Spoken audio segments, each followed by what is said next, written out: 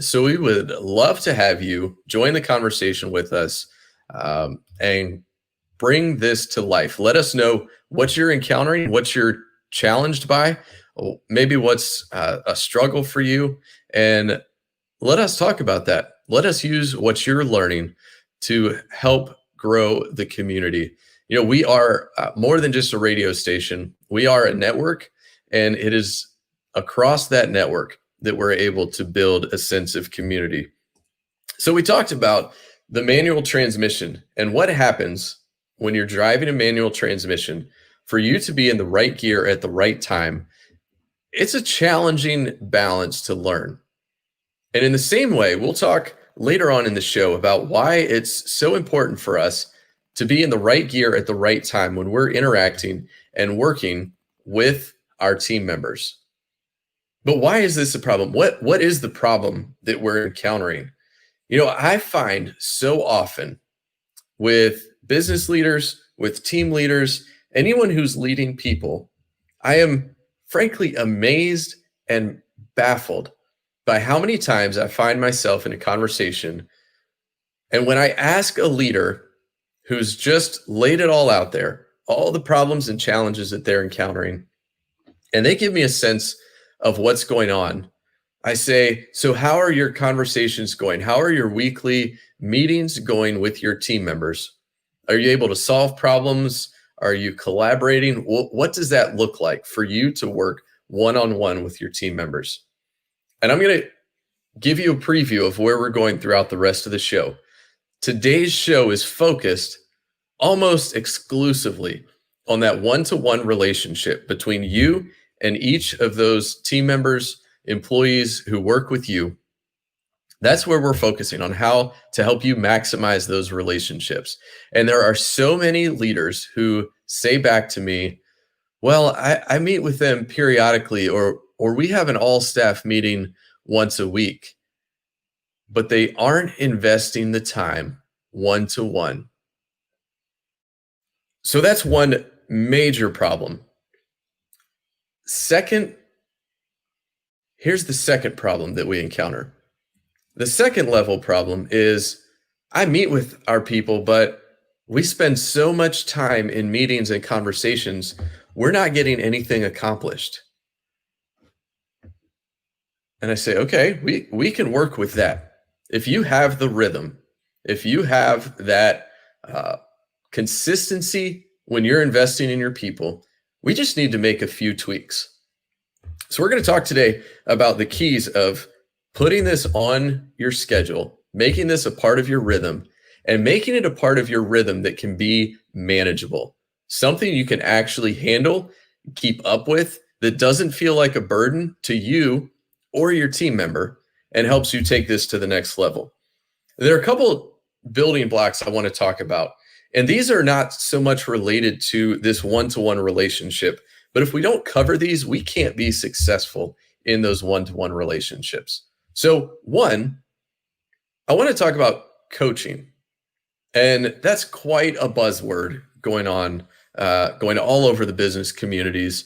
You hear about it all over the place. There's a coach for everything, right? Sometimes, honestly, I try to hide the fact that I am a coach because there are just so many coaches out there.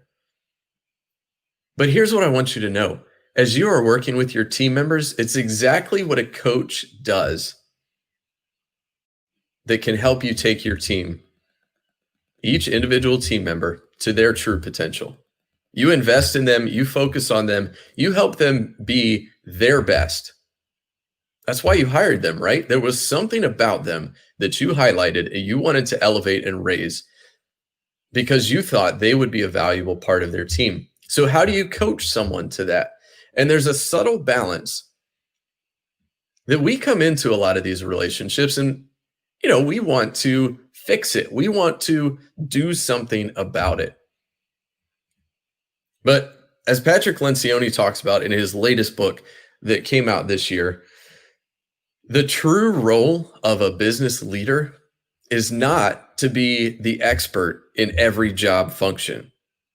And even if you are the expert, you certainly don't have enough time in your day to focus and be the functional expert. So, how do you coach someone else to be the expert? Think about the multiple different departments that you may have, maybe operations, finance, marketing, and you have someone leading in each of those areas. Maybe you only have the four of you right now, or three of you, a few of these areas covered, and you are wearing multiple hats. How can you work with someone to coach them, bring them out? And here's the key of coaching. I am a huge baseball fan. I've loved watching baseball since I was in elementary school. And it's the World Series right now. We're watching Kevin Cash and the Rays take on the Dodgers. And the role that Kevin Cash plays in coaching his team is not that he is the expert. He's not the best pitcher on the team. He's not the best catcher on the team. It hasn't always been this way in professional baseball, but he is not playing on the field. So, what would it take for you to not play on the field of your business? What would it take for you to motivate, to encourage, to equip? And we're going to talk about the tactical steps you can take to bring that to life throughout your business as we go throughout today's show. But one other key component, one other key building block as a leader for you to bring out the best in your people is to work on your listening skills. Now, we are in this digital world where everything is moving at a faster and a faster pace. We have so many inboxes. We have inboxes across all our social media networks, maybe personally and for the business. We have a Slack channel. We have multiple email accounts, personal and business, maybe another one for some other purpose. We're keeping track of all of these messages coming in. Text messages, phone calls, voicemails on the business line and our cell phone. How do we manage this? We're being bombarded. But when we are working one-to-one with our team members, we need to work on our listening skills. Now, I'll be honest. I write about this in the New Generation Leader, that there are so few of us who actually learned how to listen. Oh, we certainly were told to listen. Our parents looked us dead in the eyes and say, listen to me. But did they ever actually tell us how to listen? Did they give us those skills? We need to think about how we are sitting in the environment when we are in a conversation. How are we receiving information? Are we trying to quickly jump in and continue to raise the conversation to the next level, to add another story, to give our perspective, to give an answer? Or are we listening for some piece of information? And the better that we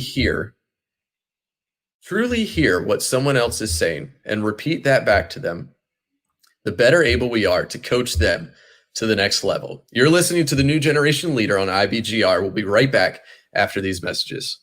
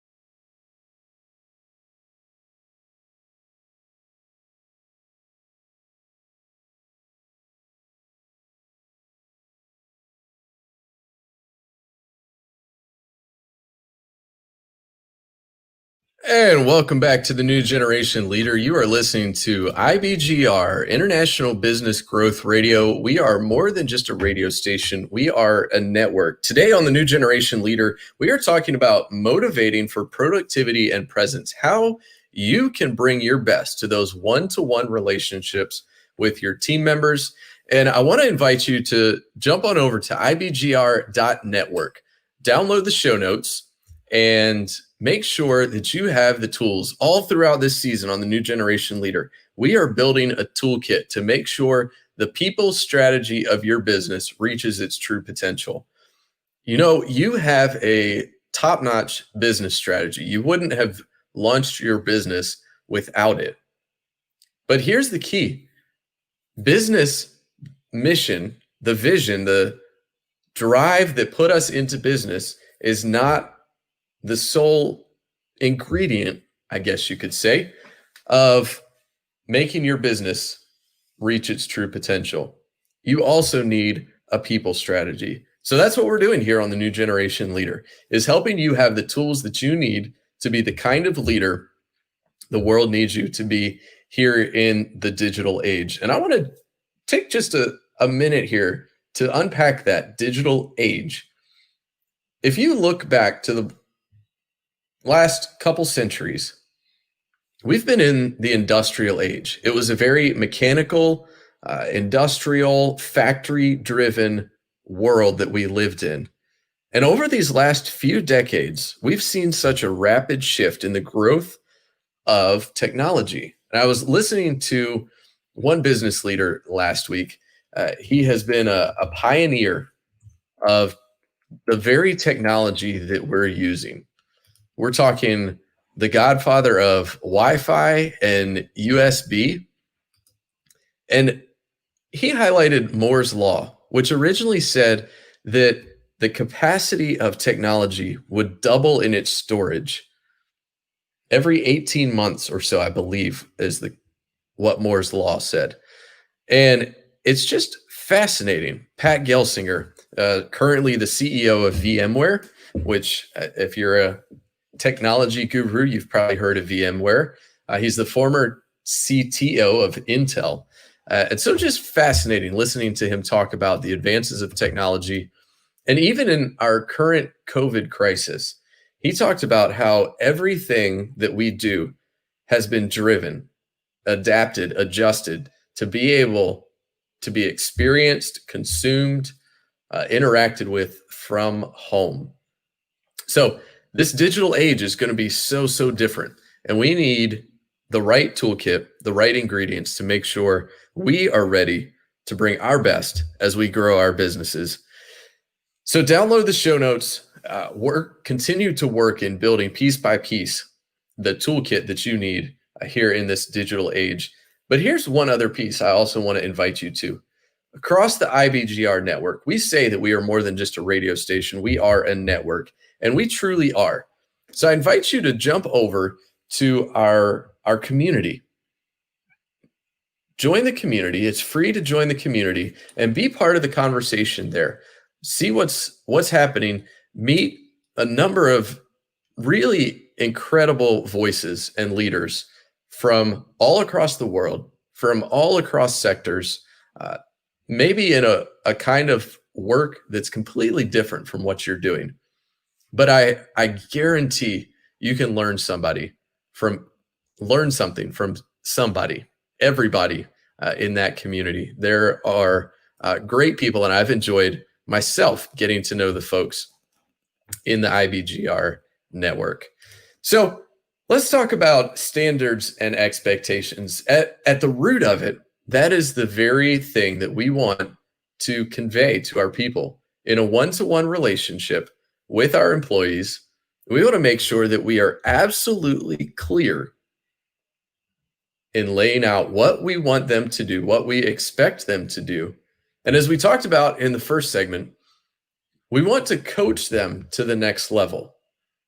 We want to ask good questions, help them work towards solutions, because really what we're doing, it's a motivation to multiplication.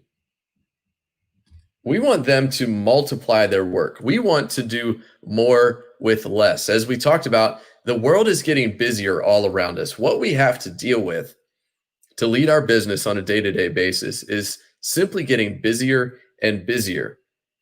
So, the more that we can roll out and have other team members take on, the better able we are to grow and expand our work as we are leading the business.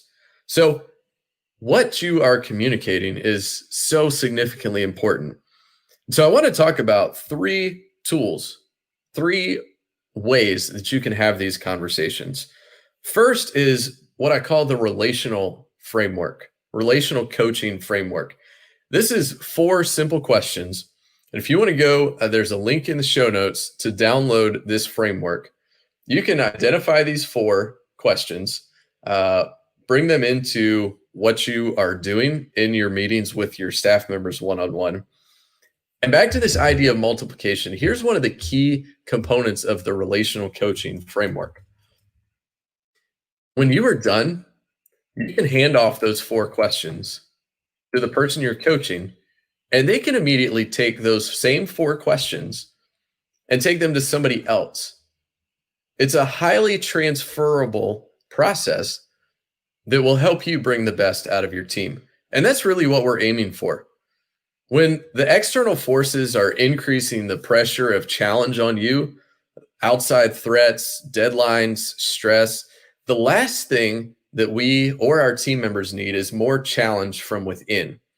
And so leaning into support, that relational connectivity allows team members to be heard, to voice their frustrations, and to move forward collaboratively. And our goal as the leader is to bring empowerment and opportunity to our people. We want the best for each team member and for our team. Because if we bring out the best of each team member, they will bring their best to the workplace every day. So let's set them up for success. Let's coach them towards making progress. So here are the four questions of the relational coaching model. What's the one thing that you think most about right now? This may be something that's weighing on them, an opportunity, a dream, some dynamic within the business that adds stress to their daily work, or maybe it's a problem that they've heard from a customer. Listen in to that. I'll tell you, there's one thing that I think most about right now, and it's come from working with our clients and listening to what they're saying. And I didn't even have to ask this question for them to answer it. They simply did. And so asking that question will open up a line of conversation more significant than simply asking, hey, how's it going right now? How's your job? You really start to get into pressing into what's going on, how you can join them, support them, encourage them, equip them to bring their best. So that's the first question. What's the one thing you think most about right now? Then two, what are the two most negative outcomes you've experienced lately? These are going to highlight the significant challenges they've encountered. And what's most important for you is to listen, actively listen, so that you bring out the best of them. You don't want them to feel threatened, to feel like they're going to lose their job by laying it all out there.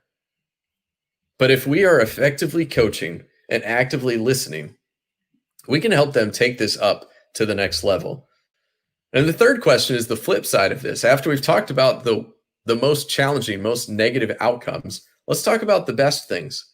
What are the best successes we've had? Really talking about the negative outcomes gives us a way to bring us back down to reality. Give us a humbling experience. That then when we talk about the best things, we come into the best things recognizing they aren't the best because we're perfect and amazing and all-stars. We hold these two things in tension. And then the last thing is a personal question. What have you learned about yourself? So you see, these are four simple questions that when you pose them, help team members really get into the reality of what's happening in their job, what they're encountering, how you can bring their best each step of the way. Now, there's a second coaching model, and I'm not going to get into the details of this because it's a little more involved. But there are three key components to what I call the performance coaching model. So we have the relational coaching model, which helps us build that solid relationship with our team members, helps invest in them, show them that we are caring, we are for them, we are invested, we want the best for them. The performance coaching model is a rhythm and a routine. Now, you may bring the relational framework in, once a month, once a quarter, but the performance coaching model gets you into a week by week rhythm where your first meeting will take a little bit longer as you're establishing a sense of reality. But part two, part three, next week, when you come back to this conversation, you get this down to a manageable what's changed since the last time we talked, anything new to work on, anything new we need to debrief or discuss. And then moving into the third part, what do we need to look forward to in the coming week? What do we need to work on? And in those three segments, you have three concise, hopefully 10-minute conversations for you to quickly get into a rhythm where you are being highly productive, highly engaging, and bringing out the best of your team in that conversation so that they know that it's worthwhile, you know that it's worthwhile, and you don't come to dread those meetings every week. Now, I want you to know the new generation leader framework is identifying leaders and building them up. And we'll talk more about that when we come back in the next segment. You're listening to the New Generation Leader on IBGR. We are more than a radio station, we're a network.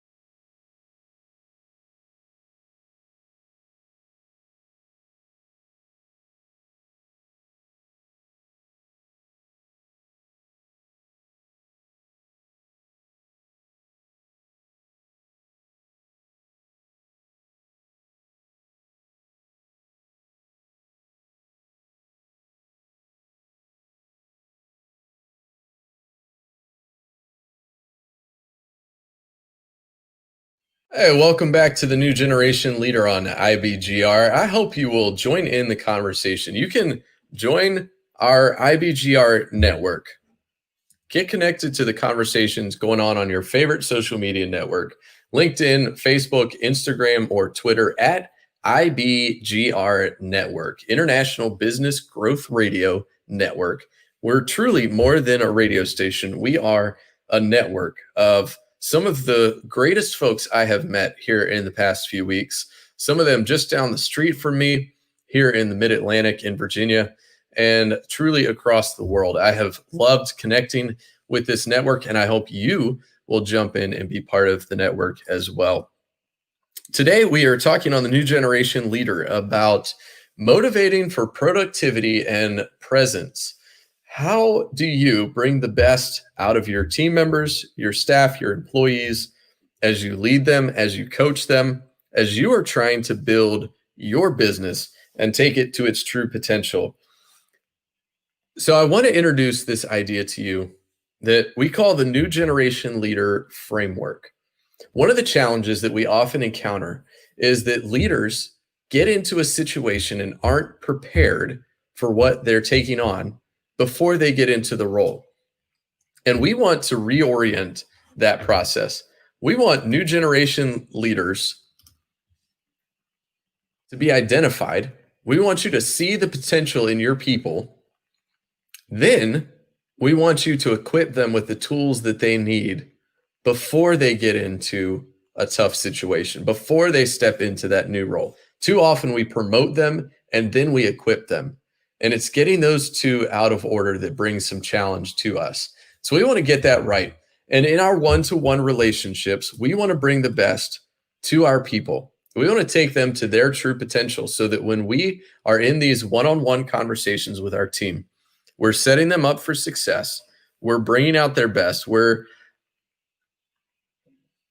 working on what it is that's part of how they're wired, the unique experience and skill set they have. And we want to help them get to their truest potential, take the next step to the next level. Because when we invest in our people, when we show them that we care and we are 100% for them, behind them, supportive of their work and their effort, then they are going to bring their best, which makes all of us better, takes all of us to a higher level. And that's truly going to make a significant impact in our business. So I want to introduce you to this tool. At the outset of the show, we talked about driving a manual transmission vehicle. And I want to introduce this tool to you of the 5 gears. The 5 gears is a simple framework. It's a language vocabulary that you can introduce with your team to help you make sure that you are in the right place at the right time with your people. And I'm even going to tie some of these back to the challenges that we talked about we often face with our clients as they're seeking to lead their people. So you'll see the familiar gear shift design. When you download the show notes, you'll see this tool there on the show notes. The familiar gear shift, which shows the 5 gears plus 1, that is reverse. So 5th gear, when we show the number 5, we flash the number 5. This is a level of work that truthfully, you probably haven't experienced in a little while. This is the hard work, cranking out a project, closed door, phones off, email tab on your browser closed and shut down, because we are cranking out something significant. And I say you probably haven't experienced this in a while, because when we get into the busyness of the day-to-day mode of those early days of launching our business, it really takes time and intentionality to shift into high gear. Think of 5th gear as being that gear you are cruising down the interstate. That's in a manual transmission when you would use 5th gear. And 5th gear is helping you in that peak productivity, that highest level of efficiency. We are getting something incredible done. Now, shift down to 4th gear. And 4th gear is where we probably find ourselves most in the day-to-day operation of our business. There's a phone ringing, an email to answer, a guest walking in the door, or chatting in our online chat. Always something to respond to, a team member knocking on our door, an expense report to be submitted. There's always something to be done. And we're just in checklist mode, checking it off one by one. And we're being productive just like we are in 5th gear, but we're not able to be in that highly focused, closed door kind of productivity. We're just checking a lot of things off right now. Now, one of my friends who has spent a lot of time the past few decades in Italy highlighted in an international sense, that third gear is our pivot mode. And he describes this as pivot mode because we are pivoting between productivity, which is fourth and fifth gear, we're being productive, and first and second gear, where we are being present with ourselves and others. And third gear, in the Italian culture, there is just as much social interaction happening, whether around a dinner table, a meal table, or a conference room table, that's productive as there is relational connectivity happening there. They are a highly social culture that values that. And so in third gear, think about the first few minutes of a staff meeting. When you get your team together, what does that conversation look like? In a number of meetings that I'm in, we'll start the meeting and say, okay, let's take 5-10 minutes for third gear time. What's life been like since last week? How was your weekend? What did you and the family do while you were off on vacation last week? That sort of relational connecting. We're not jumping straight into the business because a significant portion of our population wants that relational connectivity. Not everybody does. That's not my go-to motivation. So I really have to work on this third gear thing, to listen, to ask questions, to inquire about someone beyond just the tasks that they complete for our business, but what life is like outside of business, what motivates them. Going back to the idea of active listening, this is the space where you can really uncover the secret sauce to what motivates somebody. I don't know if you've watched the incredible Ted Lasso series on Apple Plus. The first 10 episodes, season 1, are streaming now. And Ted is an incredible example of a leader.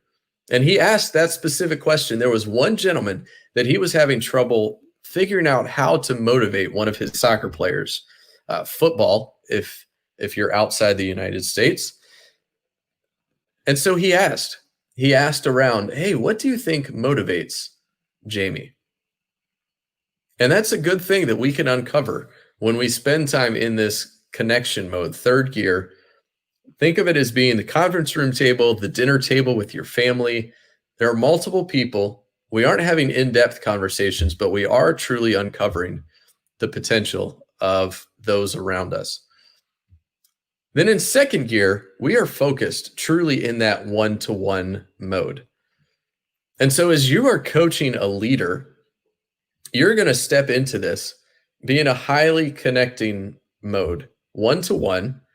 You're not distracted by any other relationships or conversations. You're fully dialed in and fully focused on this tool. It's a good opportunity to connect deeply with somebody. We're not necessarily trying to be productive right now. We're trying to listen and connect, engage in that relationship. Then last is recharge mode, first gear. How do you connect with your own personal passions? Maybe you like to read. Maybe you like to be outside in nature. Maybe you like to go for a hike. Whatever it is that helps you recharge. Extroverts, you're going to have a challenge with this because you love being around people all the time. And that's a natural growth opportunity for you, is how do I recharge? But that recharge mode is incredibly important. And then we go to responsive mode, reverse or backup. Hey, I messed up. I need to clean this up. That's a really important part of this. And what I want to dial in on for us right now is, because these are gears, 5 numbers, 1, 2, 3, 4, 5. We can simply and easily say, hey, I'm going to block out some 5 time on my calendar. I'm going to put up a sign on my office door if we're working in person. I need some focused time, and if you can help me by being a buffer for this, I'll be back in 90 minutes. I'll be able to to reconnect, re-engage. Maybe you need longer than 90 minutes. Maybe you're going to take a morning work day, go somewhere else to truly focus in on fifth gear time. It's a great way to flash a sign. Or at the start of a meeting, hey, it's third gear time. How are we connecting? What's going on? How do we engage in that? My daughter, she was 7 at the time when I taught her this tool. And that's part of the beauty is it's so simple that young kids even understand it, which means it's all the more right on our right at our fingertips when we need to access this. It's easy to remember and recall. She called me out on it one night and said, "Hey, Dad, we're having dinner and it's 3 time, but you're on your phone." I thought, "Oh, you got me." And the same with second gear. She and I were having a conversation later that weekend, and she said, "Dad, can you put your phone away? We're having 2 time now. This is focus time." It helps us to have some sign language, some signals to know when we are shifting gears. You need to know this when you're shifting into work and shifting out of work, transitioning from the office back to home, or if you're working from home right now, shifting from the work mode upstairs in the office or downstairs in the office into family relational mode. We need to know and be able to shift those gears. This tool is a great way to know and recall, hey, we need to have that second gear time. If we ignore second gear time, if we ignore getting to connect with our team members one to one, we are not going to bring out the best in them. So think about that and make sure that you are scheduling in time in all 5 gears, not only for yourself, but for your team. We'll be back in just a minute on the IBGR network. This is the New Generation Leader.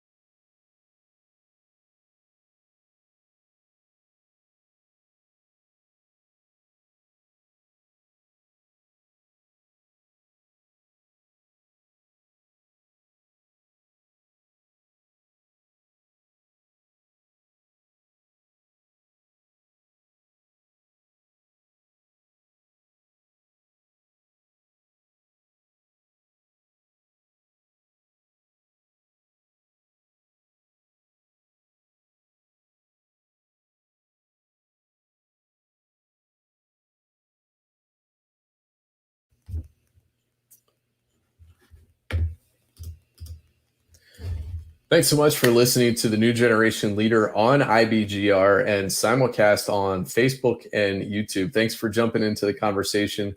I hope you're enjoying the show and taking something away.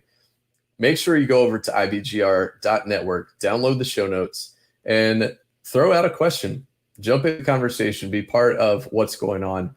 Thanks again for watching. We'll be back on the air in just a minute for our 4th and final segment of the show.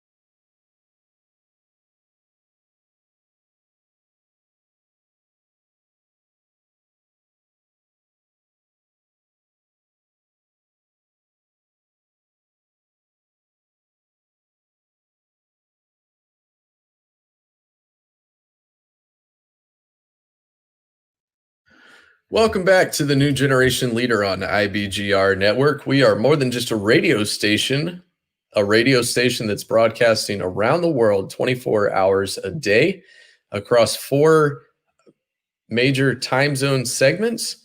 We are a network of business owners, business leaders, entrepreneurs, those who are leading and growing businesses around the world. And you are listening to the New Generation Leader. I'm your host, Aaron Lee, and I am glad that you are joining us for our conversation today on motivating for productivity and presence. We just talked through this tool of the 5 gears, where in productivity mode, we're in 5th gear, in 4th gear. And 3rd gear is our pivot from productivity into being present with other people in our team, being present one-to-one in a strong, focused relationship building conversation, and present in 1st gear with ourselves, where we are in recharge mode, making sure that we are bringing our best day in and day out. I don't know about you, but so many business leaders I talk to, and I know from my own experience that when you get behind a passion project, recharge mode can be the last thing on your mind. So I encourage you, as you think about this tool, we talked about the importance of 2nd gear and making sure we are taking that time one-to-one with team members to invest. But I hope you're also taking time to recharge yourself. Because if you aren't healthy, if you aren't self-aware, if you aren't investing in your own personal growth and health and well-being, then you're not going to be able to bring your best to the workplace, to growing your business, and to bringing the best out of your people. So we've talked about some of the problems that you encounter, why we need to even have this conversation. We talked about a few tools to use, to frameworks to have the right conversations, ask the right questions at the right time, those building blocks of success. And in the last segment, we talked about the 5 gears. So in wrapping up our conversation, I want us to think about some of the other challenges that we encounter, why we need to focus so significantly on these one-to-one relationships, and what sometimes can go wrong.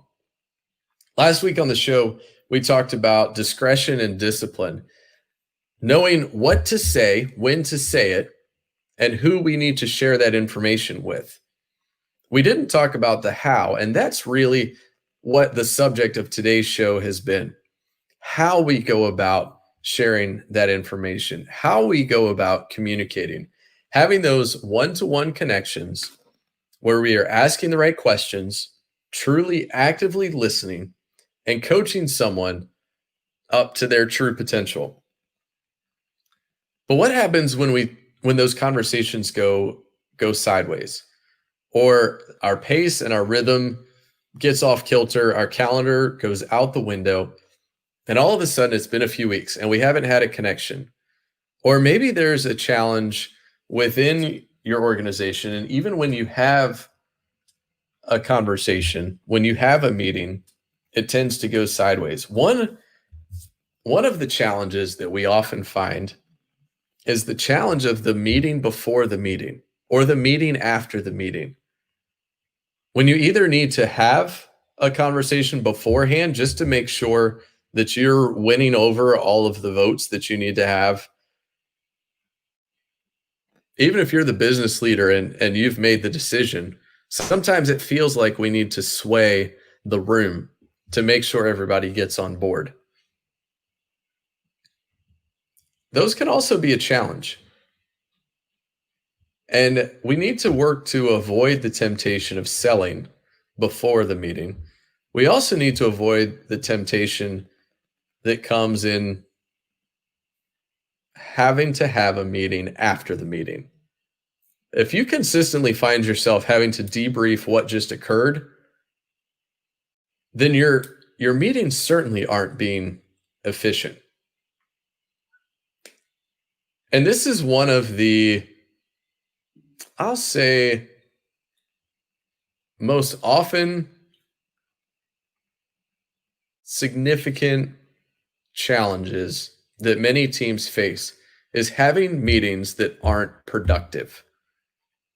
If you're having a meeting and you're investing the time, simply do a calculation. How much is this costing you as a business to take 1 hour or 90 minutes or 2 hours out of each of these team members' salaries?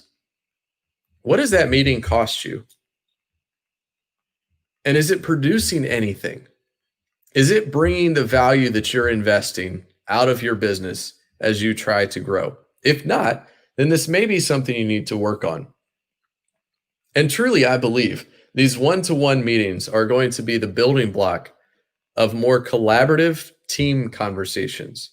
If you have solid one-to-one meetings with each of your direct reports, equip them with the tools that they need to have effective conversations with their direct reports, then you're going to build a culture of success. Next week on the show, we're going to talk about the building blocks of a high-performing team. And if you're having to have a meeting after the meeting, I can start to predict how your team will score on a team performance metric. There's probably low trust and little accountability. You're not sure if you can trust what the leader just said as being true. You're wondering what's going on behind the scenes. You're not getting a clear picture of what's happening. And so there has to be, well, what am I missing here that you can add? Bits and pieces, and you start to put the puzzle together. I'm just going to be honest. If you feel like you have to put a puzzle together to get the full picture, if your team feels like they have to put the puzzle together to get the full picture, then you're not being efficient. But that isn't the end of the story. That doesn't have to be the end of the story. There are ways and tools we can use to help you build that. And so I hope the tools that we've talked about today will help you move beyond a situation like that. We'll move above situations like this and truly get your team to the level of moving to higher performance. That's what I love to see. Did you know most teams function at less than 60% of their true potential? 60%. So as the business leader, you know what your business earned last year.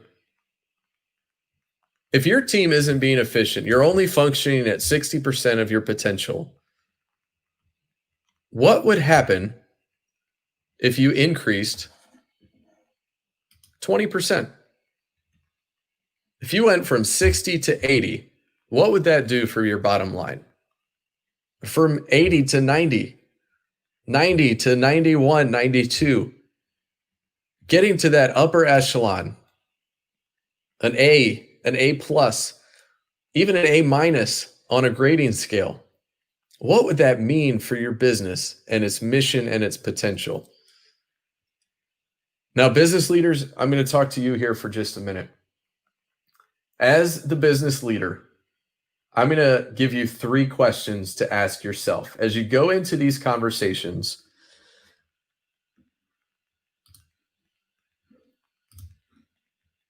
One of my friends posted on LinkedIn this week a quote from Adam Grant, the noted psychology guru. He said, "The root of insecurity is craving the approval of others. It gives them the power to inflate or deflate our self-esteem.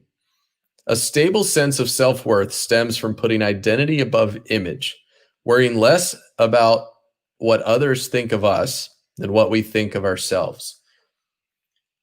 What we think of ourselves is incredibly important as we are leading our business. So I want you to ask yourself, is there anything that you are trying to hide? Is there anything that you're trying to prove?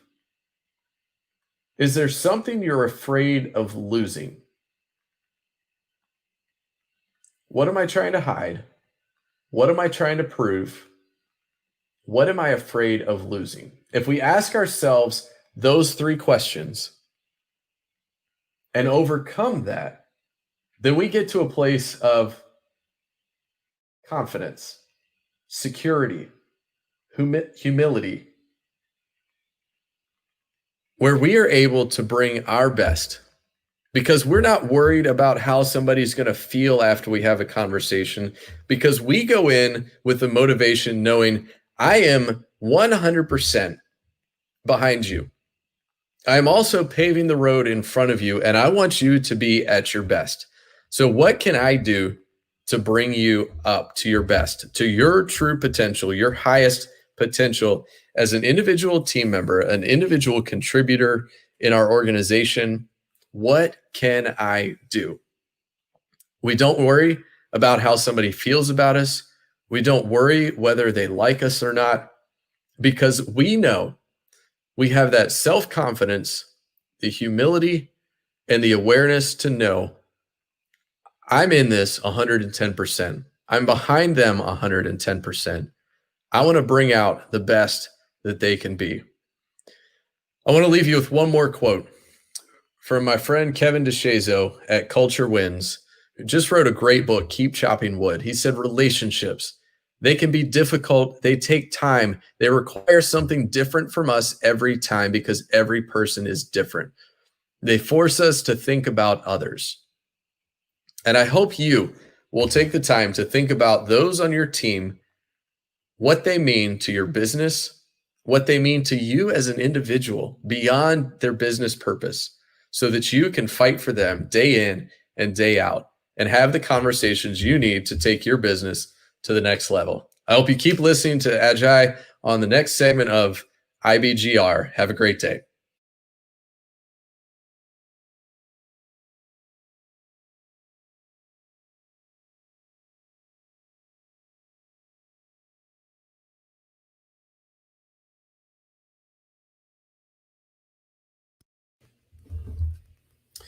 Thanks for listening to the show today. I hope you'll join us next week. Join the conversation online.